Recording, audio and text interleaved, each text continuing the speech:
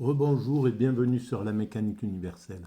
Alors nous sommes toujours lundi 21 novembre 2022 et je continue mes escalades à partir de cet ouvrage, Albert Camus, Le mythe de Sisyphe.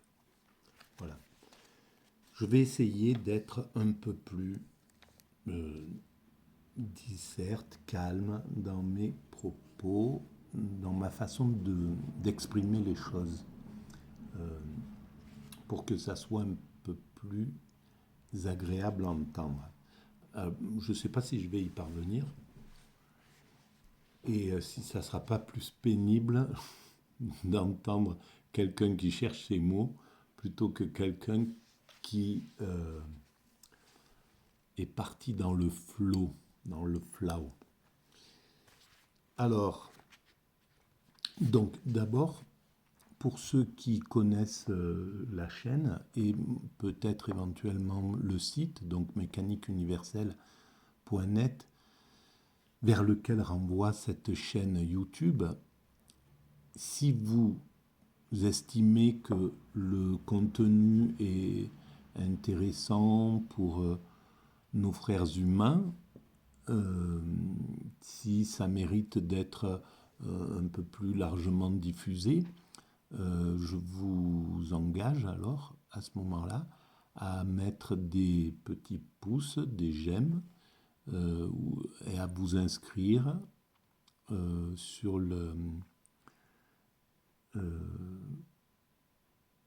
à vous abonner donc à la chaîne. C'est un moyen d'élargir la diffusion. Voilà, pour ça, pour la réflexion sur le mythe de Sisyphe. Alors, bien souvent, c'est à charge, ma réflexion. C'est une sorte de combat contre l'absurde que semble soutenir, parce que je ne sais pas si je comprends bien sa réflexion. Hein. Voilà, moi je me fie juste aux écrits et encore à une sorte de picorage dans cet ouvrage. Je ne l'ai pas lu, il y a beaucoup de choses que je ne comprends pas dans la tournure de la pensée, et donc c'est quelque chose d'assez intuitif, ma réflexion. Elle est peut-être pas juste. Donc déjà, pour ceux qui font des études de philosophie, des étudiants, je vous conseille à chaque fois d'aller, si vous avez besoin de reprendre des thèmes ou quoi que ce soit qui sont développés sur ce site, d'aller les confronter à des philosophes confirmés qui parlent justement du mythe de Sisyphe, de Camus, de sa personnalité, etc. D'aller lire les choses pour être sûr que voilà, que c'est pertinent. Et parfois, ça doit ne pas l'être. Ça peut même être, bon, c'est impertinent, c'est sûr, puisque je m'attaque à quelqu'un qui est plutôt encensé dans ces théories. Je ne m'attaque pas à quelqu'un, en fait. Je m'attaque à un ouvrage et à un thème. Je ne risque pas de m'attaquer à Albert Camus, à sa vie, qui est... voilà, il y a le courage qu'il y a mis, l'éthique, la volonté, toutes ces valeurs qui pourraient être résumées d'ailleurs, je pense, par l'écrit, le dernier écrit qu'a fait Sartre après la mort d'Albert Camus, l'éloge qu'il fait, je pense que là, il y a quelque chose de vraiment superbe. Par-delà, justement, une vraie compréhension d'Albert Camus et de son engagement et de ce qu'il a fait. Et Albert Camus, en plus, cet ouvrage, normalement, il y avait une sorte de trilogie, d'après ce que j'ai entendu ou picoré par-ci par-là. Donc, dans cette trilogie, il y a le choix de l'absurde, l'idée de l'absurde comme art de vie, on pourrait dire. qui amène à la révolte contre cet absurde et au final qui devrait amener à l'amour. Et si c'est ça, bon, ce chemin, c'est le chemin que j'essaie de développer sous une autre forme sur la mécanique universelle. C'est bien le chemin vers l'amour, vers la perfection, en somme. L'humanité va vers son ultime perfection. C'est la phrase basique de mon travail. Simplement, au lieu de partir de l'absurde, je pars de l'idée que, au contraire, le monde a un sens. Le monde n'est pas absurde, la vie n'est pas absurde. La vie a un sens, elle s'inscrit dans l'humanité qui a une évolution, une destinée, qui a un sens, une orientation, une finalité. Cette finalité, c'est une finalité spirituelle. Donc moi, ce que je dis, c'est que si l'humanité a un sens, si l'homme a un sens, l'univers a un sens. Et j'essaie de démontrer qu'en même temps, donc le principe qui a créé cet univers et qui est en même temps à l'intérieur de cet univers, qui compose cet univers, il a créé et il le compose, cet univers. Donc nous appartenons à ce principe créateur. Nous sommes à l'intérieur, je ne sais pas comment on pourrait dire, ces termes-là ne s'appliquent pas réellement. C'est très difficile d'expliquer ça par des termes. Toutes les religions ont essayé de prouver Dieu, de démontrer Dieu avec les petits termes que nous avons. La façon la plus intense de comprendre Dieu, en plus, c'est à travers l'extase, l'éveil, le nirvana. Dans cet état-là, on est au contact de cette puissance créatrice. Mais à ce moment-là, on ne peut plus parler, on ne peut plus commenter, on ne peut plus expliquer. Les mots sont trop faibles pour parler de cet état-là. Donc il y a cette ambiguïté. Et donc, évidemment, il y a une sorte de contestation de ma part de cette défense de l'absurde comme moteur de la vie et de l'action. Tout en comprenant l'importance de cette étude et de cette recherche par Albert Camus. Voilà. Alors, je vais lire un petit peu au hasard comme ça, et je vais commenter éventuellement en lien avec la mécanique universelle. Alors, alors donc on est sur le chapitre qui est relatif à la philosophie et roman liés à la création absurde. La création absurde. C'est même le dernier chapitre, je pense, ou l'avant-dernier chapitre. Voilà, la création absurde, philosophie et roman. Comment la philosophie et le roman peuvent utiliser l'absurde pour positiver, en fait, pour amener à l'action positive de l'humanité. Donc, mais parmi toutes les pensées qui partent de l'absurde, j'ai vu que bien peu s'y maintenaient. Et c'est à leur écart ou leur infidélité que j'ai le mieux mesuré ce qui n'appartenait qu'à l'absurde.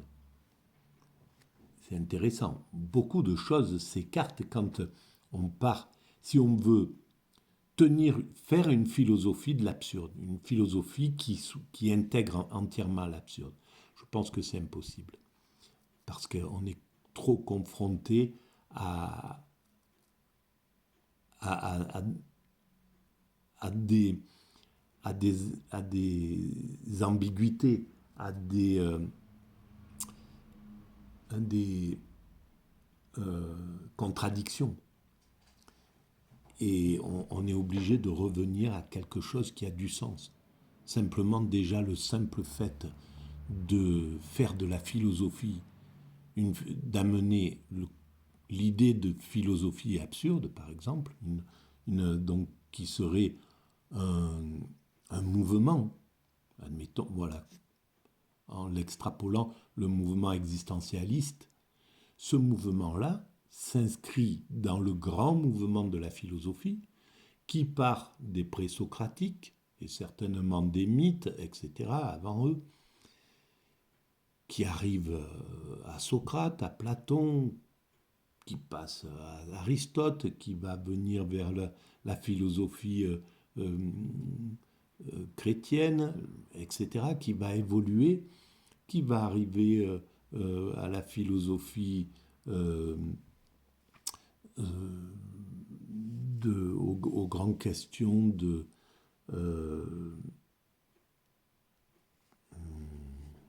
voilà, mon problème c'est ça, c'est que quand je réduis le débit de ma parole, j'ai des difficultés à trouver les mots très simples. Là, en l'occurrence, je pense à ce philosophe qui dit que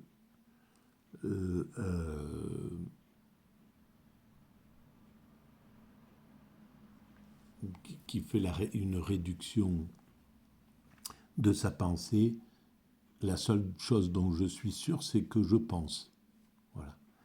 Et donc on parle évidemment de, vous l'avez deviné, et ben j'arrive pas à le trouver dans mon esprit malheureusement. Voilà, bon, bref.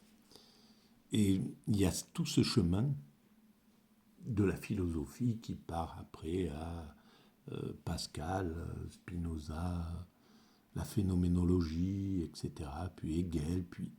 Et donc il y a tout un courant comme ça. Et qui arrive à l'existentialisme. L'existentialisme trouve sa place dans ce courant-là, comme n'importe quel courant de peinture ou de musique va s'intégrer à un moment, et s'il est juste, et en règle générale, les créateurs et les mouvements créateurs sont justes parce qu'ils ne s'amusent pas à tricher.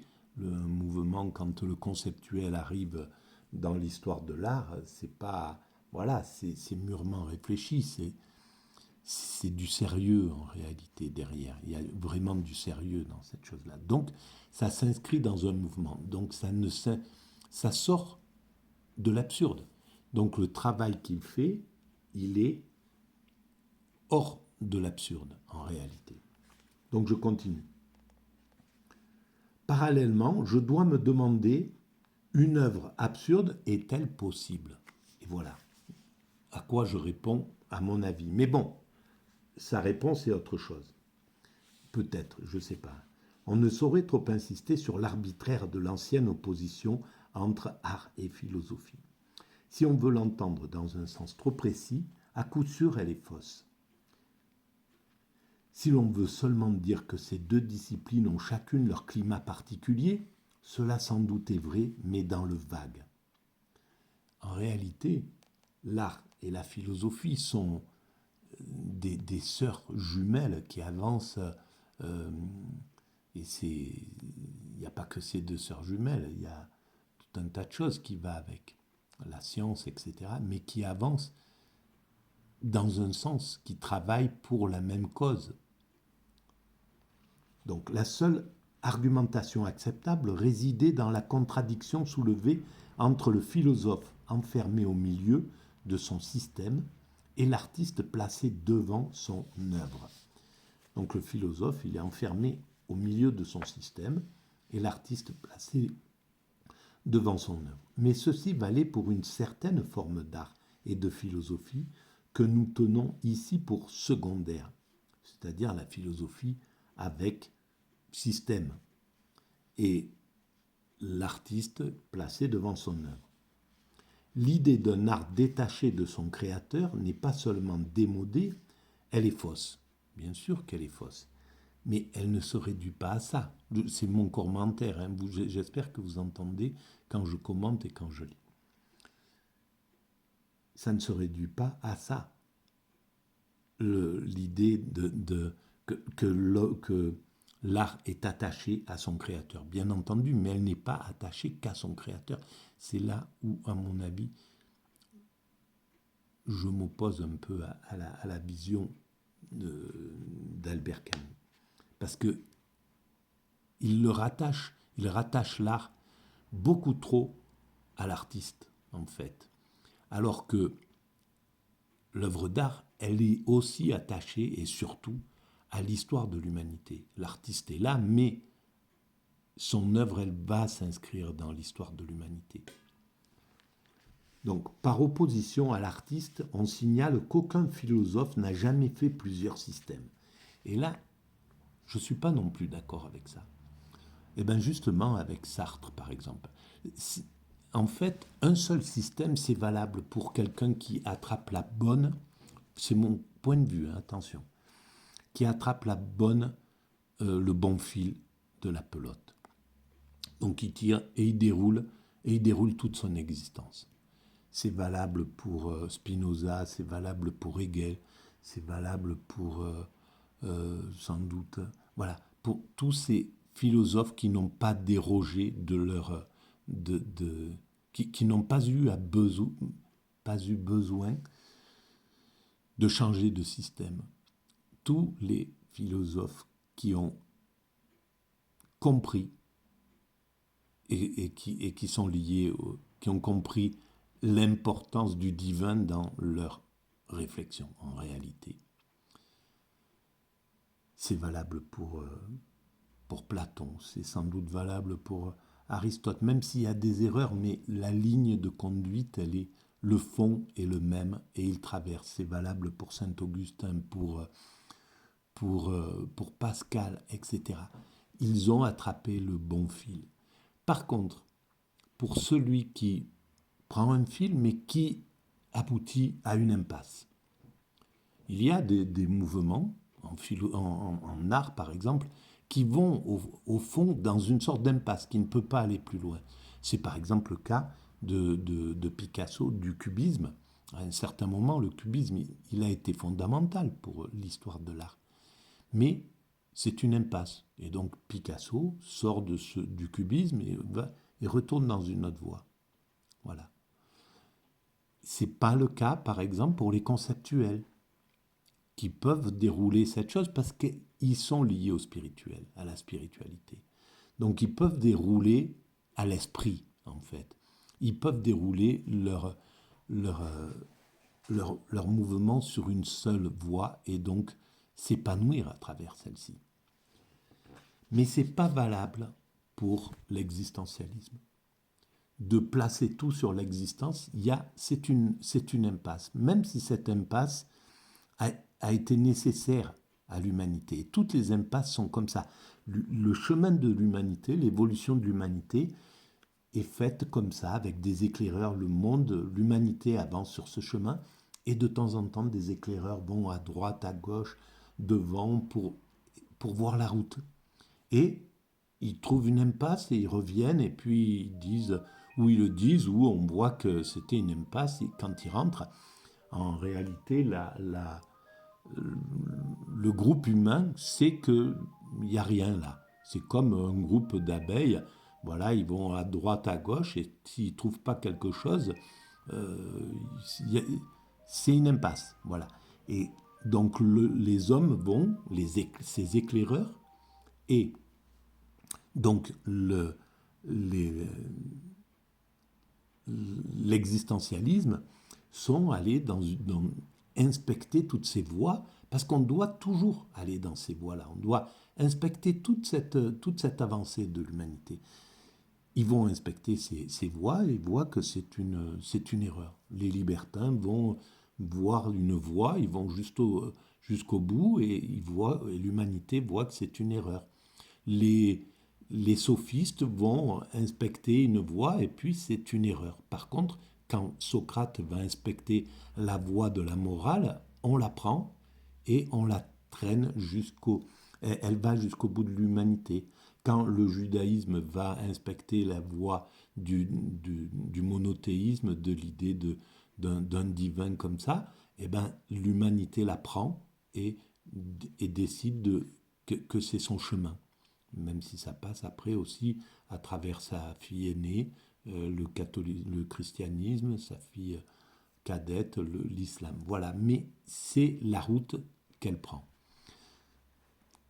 L'humanité. Et donc, elle ne se trompe pas. Là, avec le système que sont allés explorer justement Albert Camus, Sartre, etc., c'est une impasse, pour moi. Et Sartre revient à la fin de sa vie de cette impasse.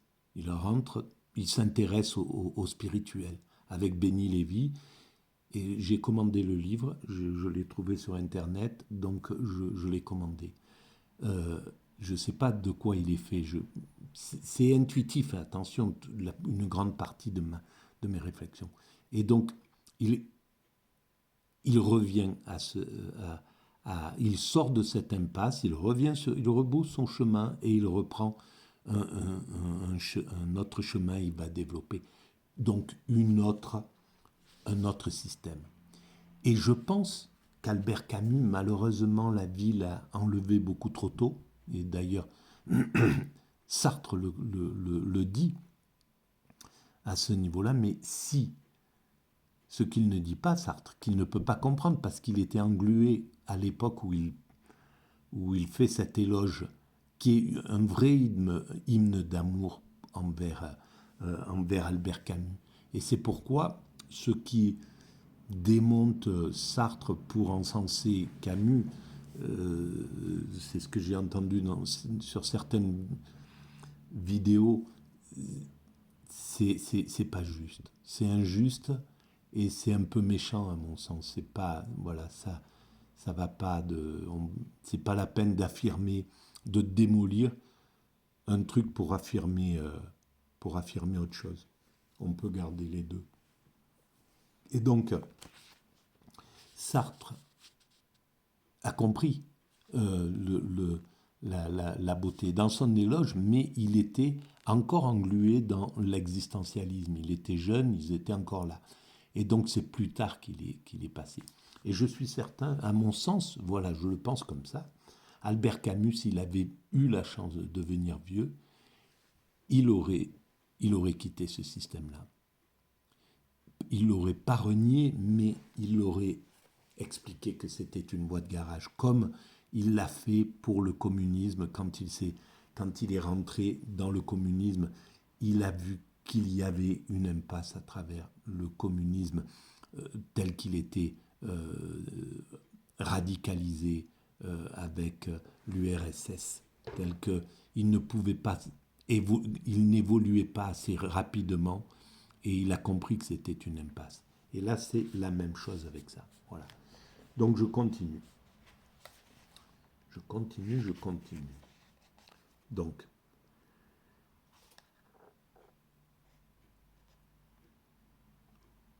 l'œuvre d'art incarne un drame de l'intelligence, mais elle n'en fait la preuve qu'indirectement.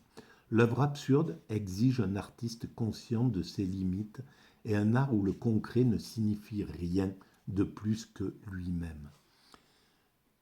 Voilà, quand je parle d'impasse, c'est ce type de pensées qui pour moi sont des impasses. Elle ne peut être la fin, le sens et la consolation d'une vie. Oui, alors là, elle ne peut être la fin.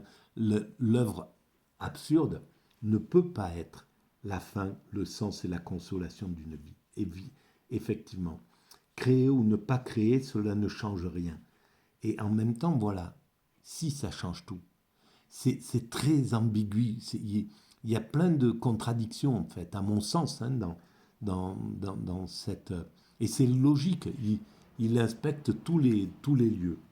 Donc créer ou ne pas créer, cela ne change rien. Ça change tout, au contraire. Ça change tout pour l'humanité. C'est comme ça que l'humanité évolue. Donc, il faut créer. On doit créer. On ne peut pas faire autrement que créer. L'humanité ne peut pas faire autrement que créer. Donc, je continue. Le créateur absurde ne tient pas à son œuvre. C'est faux. Sinon, si c'était la réalité, s'il avait vraiment... Bon, il écrit cet ouvrage-là 10 ans, à peu près, un peu plus, avant d'avoir le prix Nobel, peut-être un peu, peut-être 15 ans, je ne sais pas, avant d'avoir le prix Nobel de littérature. S'il était resté dans ce type de principe, le créateur absurde ne tient pas à son œuvre. il l'aurait affirmé en allant chercher son prix, peut-être, pas chercher son prix, mais je l'ai déjà dit dans d'autres vidéos, utiliser le porte-voix qui est la remise du prix Nobel, qui est le prix Nobel, donc pour pouvoir faire passer un message qu'il voulait faire passer, et qui est extraordinaire en fait, le message qu'il a dit, tout en disant, ce prix je ne le veux pas, ce prix ne sert à rien parce que c'est absurde. Là aurait été pas contradictoire en fait par rapport à cette théorie. Mais le créateur absurde ne tient pas à son œuvre. Il pourrait y renoncer.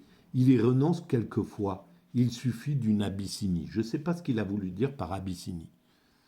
J'aimerais bien le savoir d'ailleurs, parce que c'est intéressant. Si quelqu'un a compris, j'ai essayé de voir sur Internet, je n'ai pas trouvé. On peut voir là, en même temps, une règle d'esthétique. La véritable œuvre d'art est toujours à la mesure humaine. Non. Elle est à la mesure humaine, théoriquement, mais qu'est-ce qu'on met derrière à la mesure humaine? Est-ce qu'elle s'occupe que de l'humain? Ou est-ce qu'une œuvre d'art peut aussi s'occuper du divin? Quel est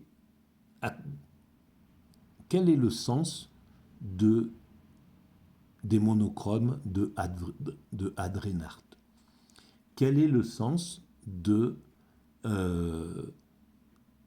dire, comme Duchamp par exemple, quand il met un urinoir en disant fontaine, et en disant en somme que l'esprit, le concept est plus important que le corps, que dessiner des êtres humains, que s'intéresser au corps, que c'est l'esprit qui prédomine. Quel est le sens à ce niveau-là de la mesure de l'humain? Ça dépend ce qu'on met derrière cette idée-là. Elle est essentiellement celle qui dit moins.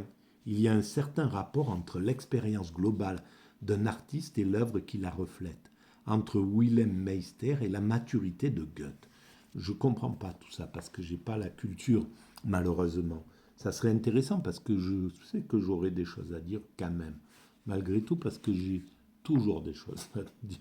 C'est peut-être même un peu agaçant. Ce rapport est mauvais lorsque l'œuvre prétend donner toute l'expérience dans le papier à dentelle d'une littérature d'explication. Qu'est-ce que c'est cette chose-là? Dans le papier à dentelle d'une littérature d'explication. Je pense que s'il pense à Hegel, eh ben, elle n'est pas mauvaise, cette littérature de l'explication. S'il pense à Zola, s'il pense à des qui veulent décrire l'humanité, qui veulent décrire et le parcours de l'humanité et l'humanité, c'est autre chose. Et c'est aussi, j'inclus mon travail là-dedans, la mécanique universelle. Ce rapport est bon lorsque l'œuvre n'est qu'un morceau taillé dans l'expérience, une facette du diamant où l'éclat intérieur se résume sans se limiter. Ce rapport est bon lorsque l'œuvre n'est qu'un morceau taillé dans l'expérience. Non. Il n'y a pas que l'expérience. Bien sûr, l'expérience, elle est inhérente à l'œuvre. C'est simple. Transcender le mal qu'on nous a fait, par exemple, pour un artiste, en amour absolu, c'est souvent le cas. D'accord? La maltraitance, un truc qui, voilà, une vraie souffrance d'enfance dont l'homme peut, c'est souvent le cas des artistes qui ont été maltraités, et ça arrive, hein, c'est pas tout le temps bien sûr, mais et qui arrivent à se libérer de ça, transcender ça et en faire de l'amour en fait. Donc,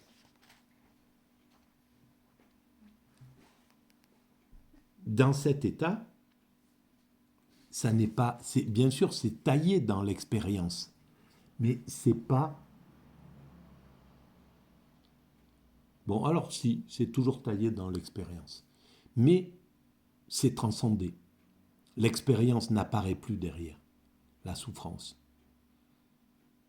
Au fond des œuvres, les dernières œuvres de Van Gogh montrent pas ce que Van Gogh a enduré dans son enfance, qui a été sans doute costaud dans sa vie pour l'envoyer à ce niveau de souffrance.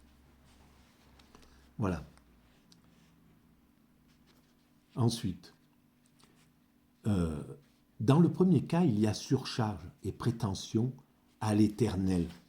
Donc c'est bien ce que je pensais. Le premier cas, c'est ce rapport est mauvais lorsque l'œuvre prétend donner toute l'expérience dans le papier à dentelle d'une littérature d'explication. Il oppose littérature d'explication avec une littérature taillée dans l'expérience. C'est toujours taillé dans l'expérience, et même quand c'est une littérature d'explication, en somme. Voilà, la mécanique universelle, par exemple, c'est l'explication du chemin qui tente de décrire le chemin de l'humanité, l'évolution de l'humanité pour donner du sens et une orientation, etc. Et en fait, elle est déconnectée évidemment de l'expérience. C'est plus on peut bien sûr aller chercher ce qui lie à mon expérience. Pourquoi je suis arrivé à aller chercher là-dedans, plutôt qu'écrire sur quelque chose qui correspondrait à mon expérience de vie ordinaire. Voilà. Et effectivement, il y a surcharge et prétention à l'éternel dans mon travail. J'allais dire cette œuvre. Voilà, dans mon travail. Mais œuvre, ça veut. Voilà, œuvre, c'est un maçon, il fait une œuvre. C'est l'œuvre globale pour l'humanité, quoi qu'il arrive. Donc, dans ce premier cas, il y a surcharge et prétention à l'éternel. Dans le second, œuvre féconde à cause de tout un sous-entendu d'expérience dont on devine la richesse. Et bien, voilà. Pour certains, l'auteur est encore présent dans son œuvre. C'est clair. Et c'est le cas d'Albert Camus. Parce qu'il veut, il veut être présent dans cette œuvre-là. Et pour certains, l'œuvre disparaît. L'auteur disparaît derrière cette œuvre. Et qui va pouvoir juger les facteurs d'icônes qui ont travaillé ces icônes sans jamais mettre leur nom, qui ont écrit leur œuvre, qui ont fait des œuvres extraordinaires, magiques, magnifiques, sans y mettre leur nom. Donc leur expérience, et même sans donner de leur expérience traverse pas là, ils dessinent, ils peignent Dieu, ils veulent faire émerger le divin. Donc une œuvre qui cherche à faire émerger le divin, son auteur, il s'efface derrière, il s'en fout complètement. C'est un épiphénomène qu'il soit inclus si on parle de lui dans cette œuvre-là. Il s'en fiche complètement. C'est pas ça qu'il va aller chercher. Et à l'autre spectre, l'artiste va vouloir toujours être que son ego, que lui apparaisse, parce qu'en fait, il ne voit pas la finalité de l'œuvre. La finalité de l'œuvre, c'est pour lui-même. Il pense qu'elle est pour lui-même, cette œuvre. Donc il ne voit pas son extension pour l'humanité et en fait sa réelle finalité. Le problème pour l'artiste absurde est d'acquérir ce savoir-vivre qui dépasse le savoir-faire. Et il parle pour lui, il a voulu acquérir des expériences, c'était son existence. Et tous ceux qui soutiennent cette œuvre comme majeure, etc., parlent évidemment de l'expérience d'Albert Camus, de son engagement, de son combat, voilà, de sa vie. Et souvent, c'est les philosophes qui le défendent de façon énergique et avec raison, hein, actuellement, les philosophes actuels qui le défendent, ils ont cette même... Ils défendent à travers lui leur même goût pour l'expérience, leur goût pour être... pour qu'on voit leur expérience, qu'on voit leur vie, pour qu'ils apparaissent, pour que leur expérience soit visible, en fait, dans cette chose-là. Donc c'est une satisfaction, c'est un désir de combler le narcissisme, de remplir ce narcissisme-là. Et donc c'est légitime pour un état d'esprit comme ça. Mais il faut laisser la place et il ne faut pas... Quand on combat Albert Camus en disant Albert Camus, il était dans l'expérience, etc. Sartre, c'était un philosophe de salon, voilà, c'était un philosophe de combat super, en somme théorique, mais il n'allait pas au contact, au combat, etc., etc. Donc mais les deux apportent quelque chose. C'est comme ça fait partie. Il y a des philosophes comme il y a, voilà, ça peut être un théologien qui écrit à partir de son monastère, et sa vie, elle se résume à ça, son expérience se résume à ça. Il n'y a pas besoin d'expérience en réalité. Ça donne deux œuvres différentes. Il y a l'œuvre qui est issue de l'expérience et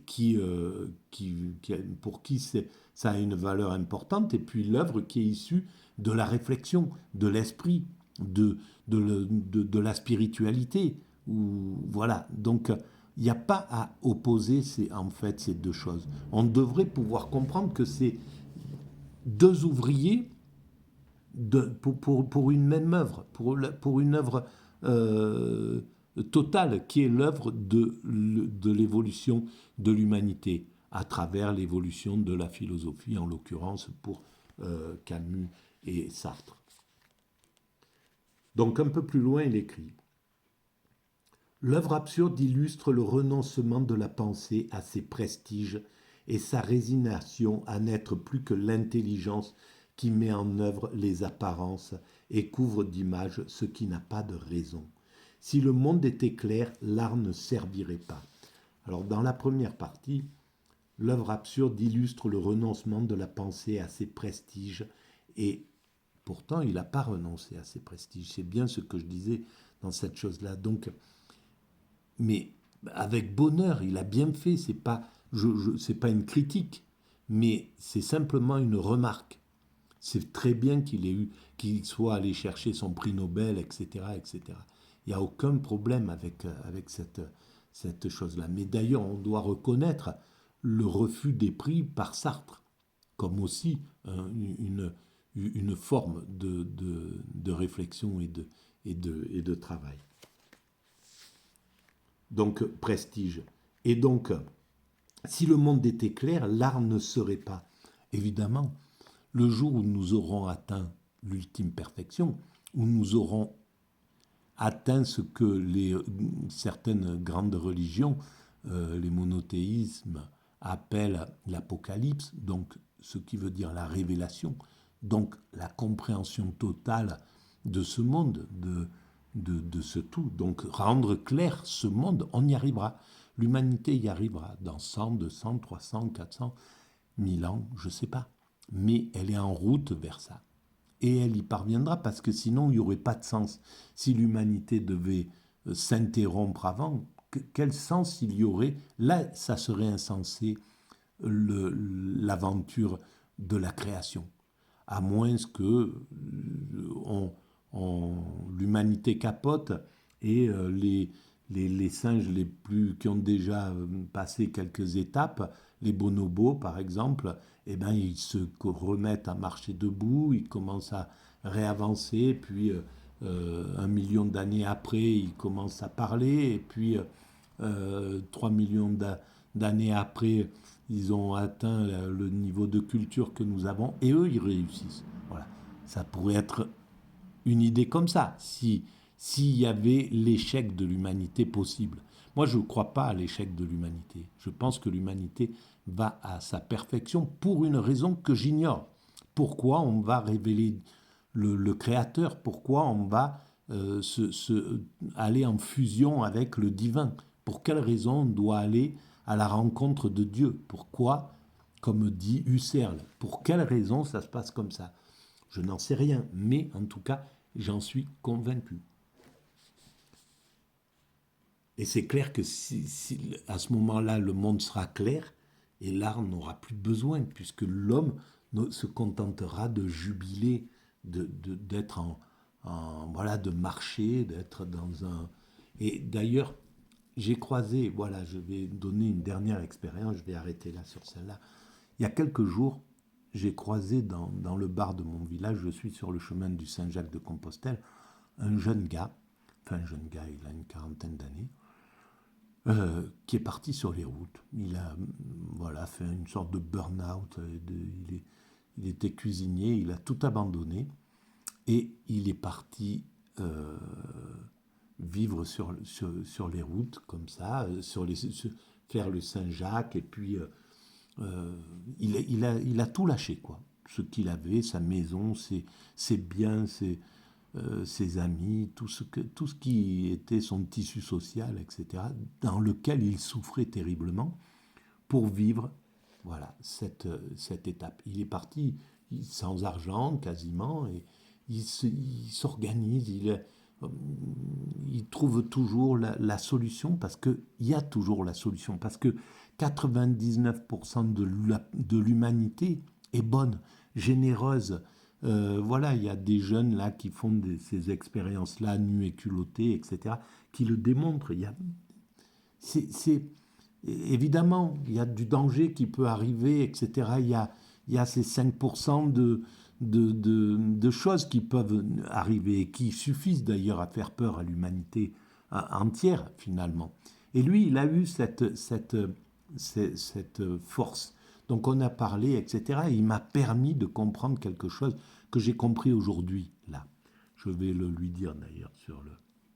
Il a un petit site, et donc j'irai lui en parler.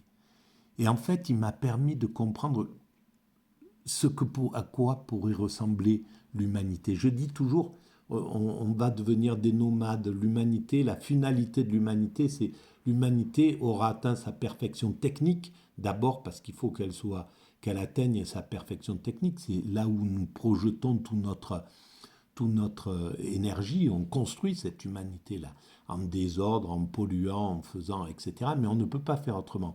Maintenant, on est en train de commencer à rectifier ces erreurs-là. Mais on doit construire techniquement l'humanité. Et donc, peut-être dans 500, dans 300, 500, 1000 ans, je ne sais pas, l'humanité aura atteint sa perfection. Et cette perfection, je la voyais comme, voilà, on a atteint la perfection écologique, on n'a plus d'impact négatif sur la planète, toute l'énergie vient du soleil, etc. Tout est gratuit, donc de partout où on passe, c'est gratuit. Et en fait, c'est ça. Ce gars-là, ces nomades-là, qui sont de plus en plus nombreux chez les jeunes comme ça, qui partent comme ça, qui vont vivre réellement l'existence. Eh bien, ça sera ça. C'est les éclaireurs de l'humanité qui arrivent. L'humanité qui arrive sera comme celle-là. Et ça m'a donné, c'est toujours des intuitions, hein, attention, voilà, je ne suis pas un devin et je ne suis pas un gourou du tout. Donc c'est des pensées, c'est ma pensée. Mais là, ça m'a semblé tout à fait évident d'être, voilà, comme ça, de pouvoir aller de ville. Et c'est ce qui se passe sur le Saint-Jacques, par exemple. De partout, il y a des étapes. C'est déjà créé, ces structures. Pourquoi on est en train de créer, de consteller l'Europe, par exemple? Mais je pense que ça va se répandre de partout. des pistes cyclables. C'est des pistes cyclables, donc des pistes de marche. On peut marcher sur les pistes cyclables. L'humanité va... Tout est inscrit pour qu'on aille vers cette dimension. Et évidemment, il faut encore se castagner. Il faut encore aller perdre, à raser nos égaux. Il faut encore aller... Que les belliqueux aillent se taper dessus, les Américains, les faucons américains avec les faucons russes, etc. Il faut qu'on aille se polluer, qu'on aille essayer de devenir milliardaire, d'avoir du pouvoir, de jalouser l'autre, de faire... Voilà, il y a encore ces dominants qui sont à éduquer. C'est eux qui sont à éduquer. C'est pas pour rien qu'on est arrivé à la démocratie, la souveraineté du peuple.